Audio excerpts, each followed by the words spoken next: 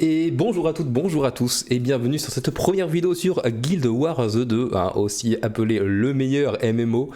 Donc c'est des petites vidéos, je sais pas, qui vont durer 15, 20, 25 minutes, j'en sais rien, où je vais vous proposer des petits builds, des petits tests de build, voilà, pour vous apporter des petits guides, vous appelez ça comme vous voulez, des tutos, j'en sais rien, sur différentes classes sur Guild Wars 2, et ce sont des builds qui vont être assez spécifiques. Je m'explique. Ce ne sont pas les meilleurs builds du monde que vous trouverez, ce ne seront peut-être pas les builds qui vous correspondront, ce sont des builds qui sont abordables pour les débutants, mais aussi intéressants, je pense, pour les plus vétérans d'entre vous, chers petits geeks de Guild Wars 2, de la Thierry, n'est-ce pas? C'est des builds que j'ai envie d'appeler un peu hybrides, c'est-à-dire des builds avec des mots d'ordre, de la survivabilité, du dégât, et un côté un peu optimisé. Attention, on va pas parler de rotation, on va pas parler de chiffres dans ces vidéos, on va pas parler de c'est comme ça qu'il faut ce stuff et pas autrement. Ce sont juste des conseils avec un côté hybride. Je m'explique sur le côté hybride. Le côté hybride, c'est-à-dire avoir un stuff qui soit cohérent pour pouvoir potentiellement s'habituer à des sorts, à des traits, voire à des armes, donc à des compétences d'armes qui sont jouées sur les builds optimisés pour raid /T4 /mission strike, enfin mission d'attaque. Mais sans forcément jouer un build en full zerg, full puissance, précision, férocité, parce que c'est comme ça qu'il est joué par les guilds speed clear à la Snowcrow, quoi, tu vois. Mais avoir quelque chose d'un peu entre les deux, de manière à ce que la transition, pour les personnes qui veulent faire du contenu HL en PvE, ne soit un peu moins agressive que si vous avez joué en PRV tout le long de votre leveling et en PRV niveau 80 jusqu'à ce que vous décidiez de faire du contenu HL et qu'après tout d'un coup on vous met en full zerk, ça risque de vous faire un peu bizarre, quoi. Voilà, si vous voyez ce que je veux dire. Donc c'est pour ça que je vous propose des builds un petit peu hybrides comme ça et qui sont voilà, avec une bonne survivabilité, avec une cohérence et qui sont faciles à jouer. Aujourd'hui, je vous propose un build sur le Scourge, sur le Fléau, qui est l'une des deux spéléites du Nécromancien, qui est moi une classe que j'apprécie énormément, qui fait partie de mon top 2, top 3 des classes que je joue le plus souvent. Là, vous pouvez me voir en train de défoncer du coup ce pauvre électrocuteur Jack Champion, n'est-ce pas, qui est un défi du héros sur Hot. Pour vous donner un ordre d'idée, c'est un build Condi, il ne faut pas avoir peur du Condi, ça fonctionne très très bien, ça marche très fort, et c'est pas compliqué à jouer, et vous voyez que c'est assez efficace quand même. Alors, on va voir ensemble du coup les différents traits sur l'archétype, je vais vous l'expliquer petit à petit, on verra ensuite les différentes armes qui sont jouées, puis les différents sorts utilitaires, et enfin on finira par le stuff et les différents stats de stuff qui pour moi me paraissent plutôt sympas. On part du coup sur un archétype quasiment sur le même archétype que sur le build optimisé pour jouer le Scourge qu'on dit sur les contenus HL PvE style les raids ou les T4. Alors vous allez me dire oui mais Gigou, mon cher Gigou, le fléau en altération c'est pas le meilleur altération PvE du jeu. Effectivement, c'est pas celui qui sera le plus accepté si vous allez en PU par exemple en raid. Le renégat qu'on dit est bien meilleur, ça c'est clair. Mais c'est quand même un build où vous allez vous habituer aux armes et vous allez vous habituer à certains traits, à certains sorts qui seront utilisés du coup sur le build optimisé. Et si un jour vous voulez faire du HL sur Guild Wars 2, vous serez déjà habitué grâce à ce build là d'avoir ces traits-là aussi que vous aurez utilisé en open world. Donc vous aurez une transition qui sera un peu moins rude que si vous aviez toujours un PRV avec un bâton par exemple. Voilà, pour vous donner un ordre d'idée. D'où le côté build hybride. J'insiste un petit peu là-dessus parce que c'est clair dans ma tête en fait, mais j'aimerais vraiment bien apporter ça sur le YouTube français, pourquoi pas. Il y a peu de gens qui le font et de ce que j'ai pu voir sur les mois et les mois où j'ai joué à Guild Wars 2, voire les années où j'ai joué à Guild Wars 2, c'est qu'il y a beaucoup de débutants qui ont du mal et qui ne comprennent pas qu'on les mette en full zerg ou en full vipérin directement.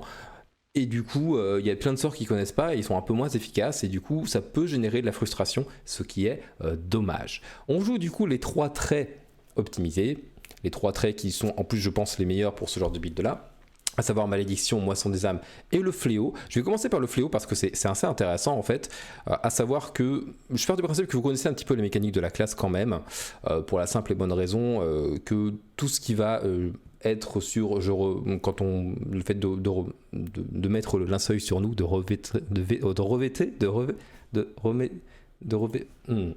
je trouve pas le mot. Bref, de se mettre en mode linceul si vous voulez pour avoir une deuxième barre de vie. Là, ça va pas être le cas. On va poser des puits en fait avec le fléau. Et ce qui fait que quand on va avoir un trait qui dit à chaque fois que vous activez la compétence 2, 3 du linceul, et ben les compétences 2, 3 c'est celle-ci quoi. Voilà, au lieu d'être en linceul, mais ça va faire le même effet. Donc le fléau nous permet de porter une torche, hein, donc c'est très très fort évidemment. On joue torche sceptre, switch, sceptre corps de guerre. Vous allez comprendre pourquoi. Vous obtenez la possibilité de créer des ombres de sable et de les diriger à l'aide de votre force vitale. Vous accédez aux compétences de châtiment et d'ombre. Les compétences d'ombre bénéficient des effets d'aptitude affectant les compétences de linceul. C'est ce que je vous disais à l'instant. Donc effectivement, la grosse mécanique de la classe, c'est ça, c'est de poser voilà, des puits comme ça. Des puits d'ombre ou des puits de sable, hein, vous appelez ça comme vous voulez. Et en fait, on va pouvoir interagir avec ces puits-là avec les sorts qui sont de F2 à F5. C'est-à-dire qu'en général, par exemple, le F5 ici va pouvoir me poser de la barrière pour moi et les personnes qui sont autour de moi, mais aussi pour les gens qui sont dans les ombres. Voilà, comme vous avez pu le constater juste ici. Ensuite, on va jouer Fanel Terrible. Les compétences de torche se rechargent plus vite, vous obtenez de l'expertise en fonction de vos dégâts par altération, sachant qu'on a un stuff où il n'y a que des dégâts par altération partout, qu'on obtient de l'expertise, c'est toujours bon à prendre. Et en plus, on joue la torche, donc on a envie que nos compétences se rechargent plus vite pour remettre nos dots / nos altérations plus rapidement. Vous obtenez concentration et expertise pour chacune de vos ondes de sable actives. On peut en mettre jusqu'à 3 maximum, comme vous pouvez le constater ici sur les petits carrés qui sont juste là. Il y a un trait qui permet d'avoir une seule grosse ombre de sable, mais ça c'est plus pour le Scourge Heal du coup que pour le Scourge Condi. Donc voilà, ça synergise bien avec et c'est ce qu'on aime. Ensuite, expression d'ombre de sable octroie une barrière aux alliés proches. Donc ça c'est l'un des traits qui n'est pas joué dans le build Opti. C'est pour le côté mot d'ordre survivabilité. C'est-à-dire que on pourrait très bien jouer par exemple ça qui affiche de la brûlure en plus, c'est vraiment très fort, mais je l'ai sacrifié pour la survivabilité. Vous voyez, si je me mets une ombre ici, j'ai 1200 de barrière. Si je me mets encore une ombre, 1200. Donc c'est cumulable jusqu'à 3 fois. Et en plus, ça en fait profiter les copains. Alors, personnellement, je joue beaucoup en guild et beaucoup avec les copains. Et c'est vrai que juste le fait de pouvoir booster un petit peu les PV comme ça et de poser un petit peu de barrière, c'est jamais négligeable et ça booste la survivabilité et c'est ce qu'on aime. Chacune de vos ombres de sable active réduit les dégâts que vous subissez. C'est aussi pour ça que le trait fléau, enfin que l'archétype fléau est vraiment intéressant parce que ça va permettre de réduire de 5% les dégâts quand vous êtes dans les ombres, donc c'est quand même top. Tourment inflige des dégâts supplémentaires et brûlures à vos ennemis, donc on va infliger du tourment avec du coup l'expression d'ombre de sable, hein, donc c'est vraiment très fort.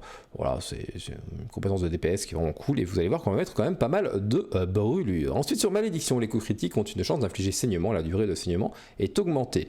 On va avoir un taux de coups critiques en chiffres sur notre stuff qui va être assez réduit, mais du coup on va pouvoir se mettre de la critique en gagnant de la fureur par exemple, et l'avantage c'est que bon bah voilà, le 1 et le 2 du sceptre ça inflige du saignement, donc c'est vraiment très fort.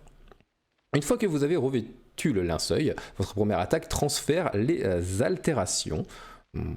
J'ai pas grand chose à préciser, c'est juste top parce que plein d'altérations et qu'on va s'infliger des altérations aussi à nous-mêmes, donc c'est vraiment top. Vous bénéficiez de fureur lorsque vous revêtez le linceul, vous obtenez de la précision supplémentaire, 20% de chance de coup critique supplémentaire. Comme je vous disais, on va pallier le manque de coups critiques par ce genre de trait là. Les compétences de corruption se rechargent plus vite et vous infligez des altérations supplémentaires.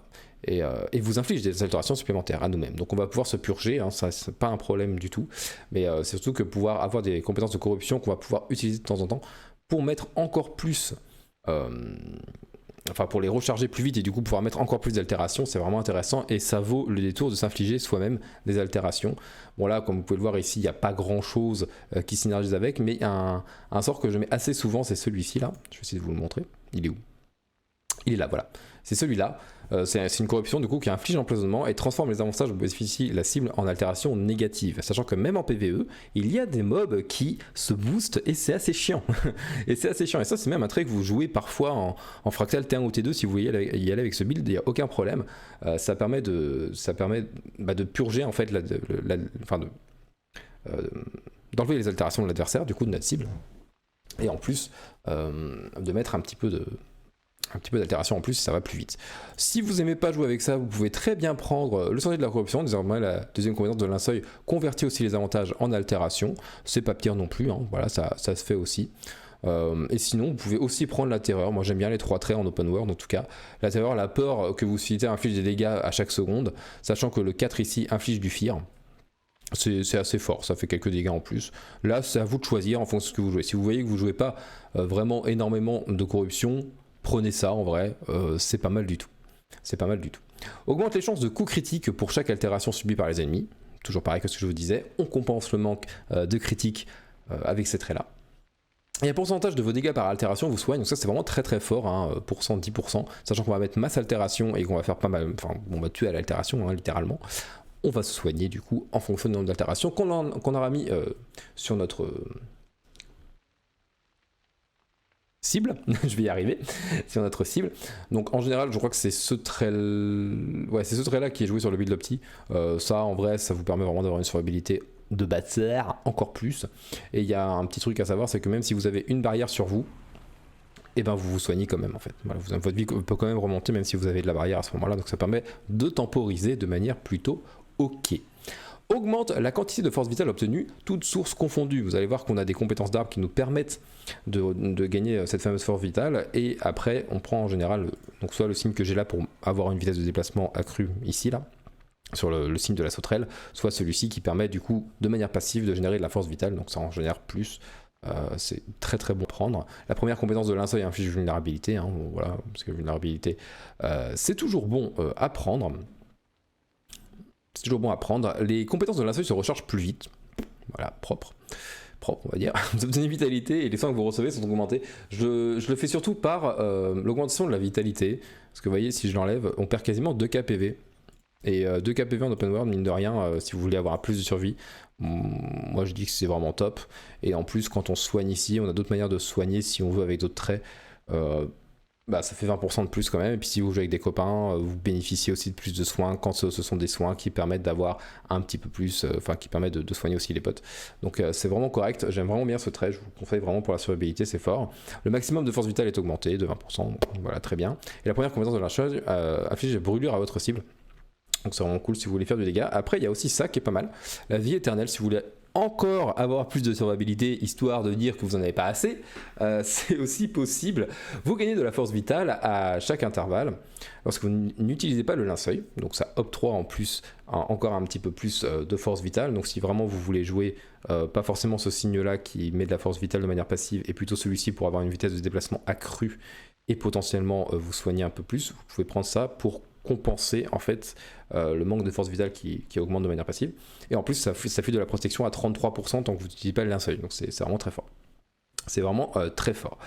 Voilà, j'ai fait à peu près le tour. On va voir ensemble les compétences d'armes, hein, parce que ça le vaut bien, parce qu'on veut faire ça, évidemment, bien sûr. Donc le 1 du sceptre, hein, sceptre torche, switch, sceptre corps de guerre, comme je vous le disais tout à l'heure, permet d'infliger des saignements. Des saignements et du poison, c'est une bonne attaque, une bonne auto-attaque à spammer pour mettre un maximum d'altération. Le 2 met du saignement et fait de l'infirmité à moins 50% pendant 10 secondes, c'est très très fort. Ça vous permet de fuir potentiellement si jamais vous n'êtes pas très très bien, hein, voilà, vous n'êtes pas très très bien sur le combat, vous avez un tas de mobs qui vous attaquent, boum, une petite infirmité moins 50%, on se barre très très vite, on se met de la barrière, on soigne et on peut revenir tranquillement. Un petit sort qui nous permet de générer de la force vitale ici, le festin de corruption. Vous frappez votre ennemi, vous corrupez ses avantages et vous gagnez de la force vitale. Vous obtenez de la force vitale supplémentaire et infligez de tourment pour chaque altération de votre cible. Donc c'est vraiment très bien, ça vous permet de faire augmenter cette barre-là.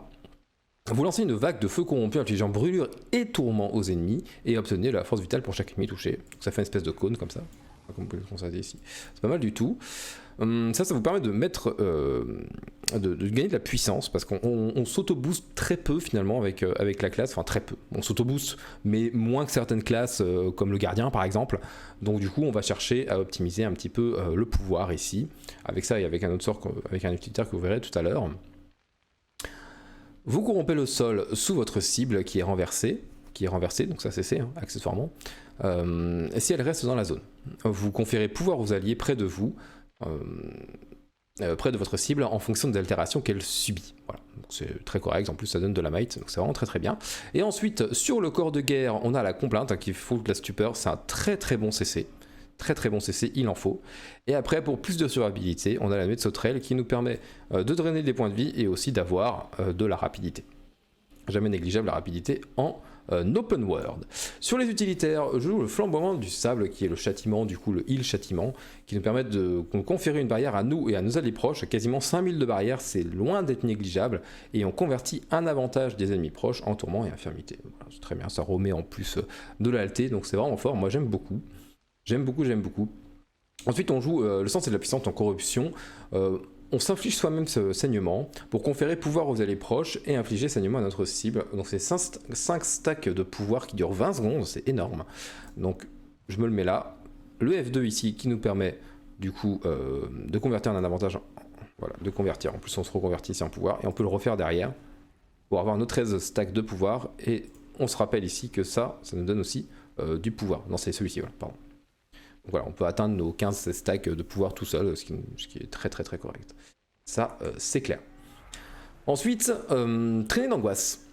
Vous déposez une piste de sable derrière vous, octroie des avantages aux alliés qui les traversent, inflige brûlure aux ennemis et corrompt les avantages en infirmité et tourment. J'aime beaucoup, c'est un break stunt, c'est assez sympa.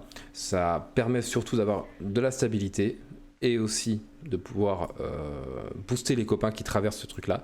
Vous pouvez prendre l'autre, celui-là, là, qui vous permet d'avoir aussi de la rapidité, qui brimstone aussi, mais ça ne permet pas de donner la stab aux copains qui sont à côté de nous.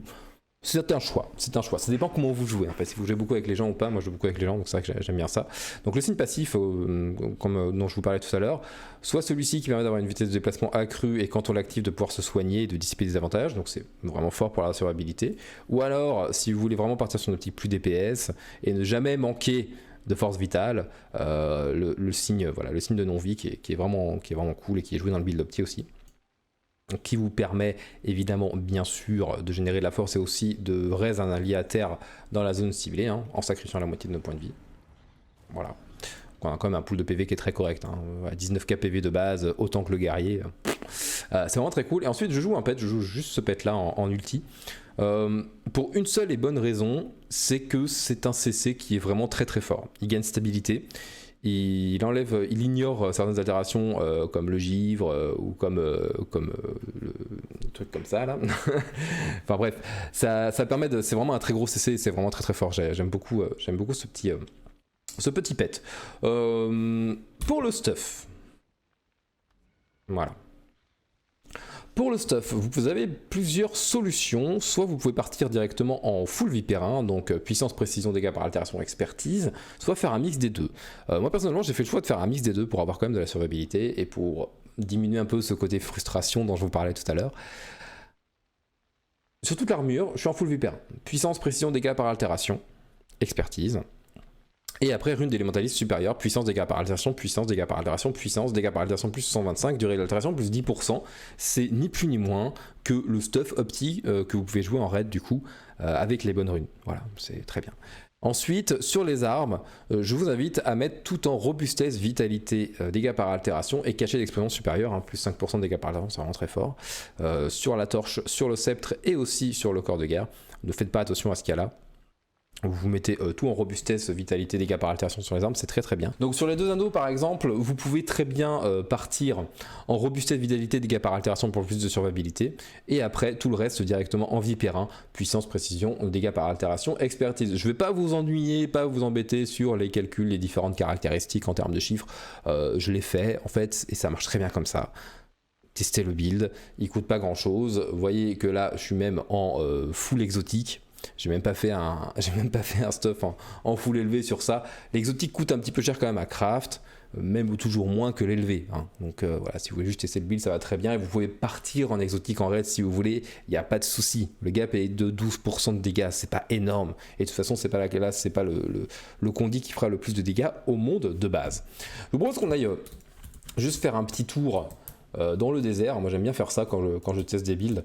Je vais chercher quand même des mobs un peu plus puissants. Voilà, vous voyez là par exemple il y a des gros tas là. Voilà, ça c'est bon, ça rigole un peu plus zéro déjà. Je me mets de la stab. Je pose mes barrières, hein, c'est très important, en F1. Un petit peu de pouvoir, je me purge. Un petit peu de pouvoir. J'attends que mon F2 soit rechargé pour me purger. Voilà, vous voyez c'est déjà mort. Hein. Vous voyez que ça va quand même très très vite. Hein. Donc avec ce build là il n'y a aucun problème si vous maîtrisez un petit peu et que vous voyez un petit peu l'ordre dans lequel il faut faire les sorts. Vous voyez, j'ai pas parlé de rotation ni quoi que ce soit, hein. Vous posez vos dots et après vous mettez votre survivabilité avec vos barrières et tout machin. Ça fonctionne très très bien. Donc Vous pouvez très bien faire quasiment, enfin pas tous, mais une grosse partie des points de héros qui sont sur Hot par exemple. C'est un bon test aussi pour voir si le build est résistant, si le build vous plaît. Alors voilà, je voudrais vous montrer sur ce point de héros là, enfin ce défi de héros du coup. Bon alors je suis pas tout seul donc ça va être un peu biaisé. Mais voilà, juste pour vous montrer. Donc là je vais CC, donc j'envoie mon pet pour CC. Je switch sur le corps, je CC, et je fire avec le F4 pour finir de CC. Voilà, donc c'est assez résistant, en général il y a toujours une espèce d'hydre qui vient nous embêter quand on fait ce truc là. Donc je pose mes dots. Voilà. Je me mets de la barrière. Je fais mes altérations, hein, évidemment, on se rappelle tout ça, ça met de l'alté aussi. Il est déjà à 48%. Et vous voyez que notre vie, elle ne baisse pas. Hein. Jamais. Hein. Voilà. Il aurait pu y avoir une hydre qui vienne nous embêter, il n'y aurait pas eu de soucis particuliers par rapport à ça. Il y avait absolument zéro problème, quoi.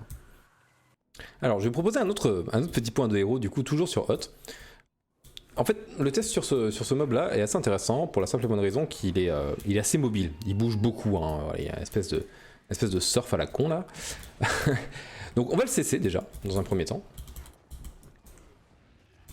Ah oui, on se fait bump. On n'hésite pas à prendre la stab, hein. C'est pour ça que j'aime beaucoup cette traînée-là, hein, avec la stab. Très très bien. On va se purger, on a pris du saignement, hein. C'est pas grave. On va le recesser un petit peu. Voilà. Vous voyez, il est déjà à 70%. Hein. Je suis tout seul hein, là sur celui-ci, il n'y a personne avec moi pour l'instant. On va se mettre un peu de pouvoir. On va le recesser tranquillement. Après voilà, on n'a pas non plus une infinité de CC. Hein. Le faucheur aura un peu plus de CC avec le givre et tout, mais... Vous voyez que ça tombe quand même très très vite. Hein. Là je break stun hein, et je me mets un peu de stab, c'est toujours cadeau. Voilà. C'est quand même fort. On a besoin d'un peu plus de points de vie ici parce que bon, je suis peut-être un peu moins purgé et puis que j'ai pas non plus cherché à esquiver beaucoup, de manière à vous montrer aussi le côté survivabilité du build hein, qui est vraiment intéressante. Voilà, j'espère que ce petit guide, petit build, vous l'appelez comme vous voulez, j'espère que ça vous a plu en tout cas. N'hésitez pas à me dire si vous avez des questions directement dans les commentaires ou sur Discord pour ceux qui sont dans la guilde, évidemment, les petits boulets, avec grand plaisir. N'hésitez pas à me MP aussi sur le jeu, hein, voilà, je vous redonne mon tag, Guigou2683. Si je suis présent, je vous répondrai avec grand plaisir. Sinon, je vous retrouve moi pour le prochain build qui sera, je sais pas trop sur quelle classe encore, mais je vais essayer de faire un petit peu toutes les classes, au moins avec une spé elite. Si vous avez des suggestions et que vous avez envie que je fasse des builds précis sur des classes précises, sur votre classe préférée, n'hésitez pas, j'en ai pas pour toutes les classes, mais pour une bonne grosse partie, sur ces builds open world PVE hybride HL. Voilà, c'est le plus gros titre de build du monde, quoi. En tout cas, merci à tous d'avoir regardé cette vidéo jusqu'au bout. Je vous souhaite à tous une excellente journée ou soirée, en fonction de ce que vous faites. Et surtout, bon jeu, et n'oubliez pas, Guild Wars 2, c'est le meilleur MMO. Un maximum de love.